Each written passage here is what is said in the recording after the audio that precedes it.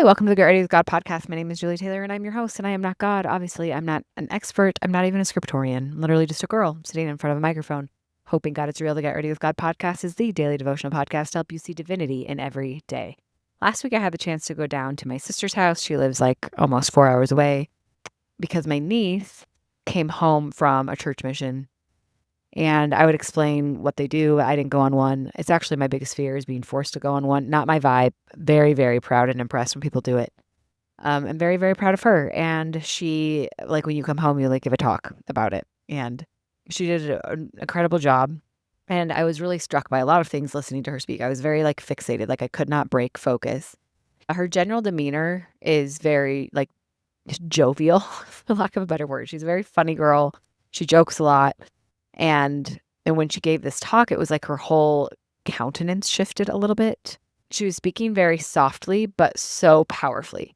And I was really, really taken by this because in my world of public speaking and events and work and all of these things that I do, it's like charismatic and loud and mic drop and saying things for virality and speaking in sound bites so people can clip it so that you'll go viral. And listening to my niece speak was none of those things. And it was refreshing. It was so refreshing, but it was so, so powerful to just hear someone up there speaking softly, but with like full truth and conviction in their soul, sharing something that was very, very honest.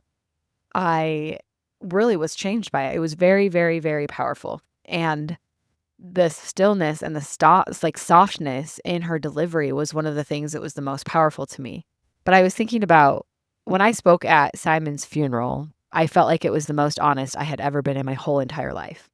I felt like standing up there and speaking, I said the truth without flinching, without apologizing. I wasn't padding it. I wasn't softening it. Like I wasn't doing any qualifying. I wasn't qualifying anything that I said. I felt really empowered in that moment to stand up and say what I really thought. Because what are you going to do? My baby is dead in a box in front of me. What are you going to do? And it helped me see like how often and to what extreme degree I often am qualifying or padding or censoring myself because I'm afraid to say what I really think. And I think that speaking on that day on his funeral like showed me like what it actually feels like to speak honestly with full courage. It's the most brave I've ever been in my whole entire life in that moment. And it was quiet. There was no performance. There was no charisma. There was no anything. I stood up and I spoke softly, and it was the most honest I've ever been in my life. And I think that to me, that it just listening to my niece speak, that's what it reminded me of. And I just thought, I think at my most honest, that is how it feels. So that's probably why I connected with her delivery so much, because I perceived it as so honest and so genuine. No bells, no whistles, no fishing for virality, no hot takes, no sound bites, just a really, really honest, genuine talk about what she actually believed and thought. And one of the things that I was struck by is the importance of delivery and influence. And that sometimes it's not so much what people are saying, but it's who is saying it. And the reason that it matters for each of us to use our influence is because my niece saying something impacts me very different than a random person, because I know her and I love her and I'm invested in her.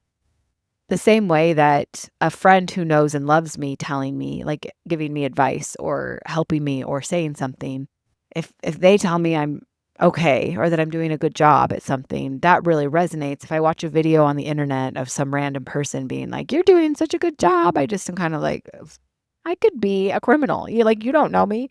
This is going out to the same algorithm for the entire internet. So it's just, I don't know. It just has always fallen flat for me. But who is saying it really matters. And so for you in your life, who you are to other people gives you influence. So your kid can hear a message from anyone, but if they hear it from you, it's different. Your friends, your coworkers, your whatever, your influence matters.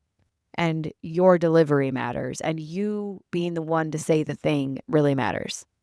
And so sometimes I think it's easy to just think, oh, I'll just shut up. What I say doesn't matter. And I'm not very charismatic, or I'm not very articulate, or I'm not like poetic or good with words. Actually, I was joking with a friend this week of like, I'm married to an engineer who has a lot of strength, and poetic language is not one of them. And it's one of my favorite things about him is that it's so simple and so genuine and just so honest.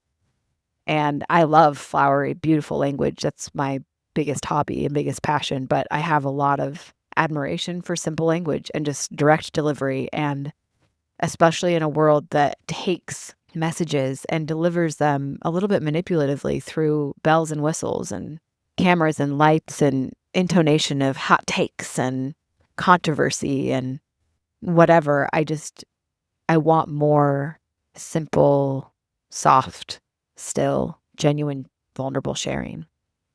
And my niece said a lot of really powerful, beautiful things, but it was more her delivery and who she is to me that made it so impactful for me.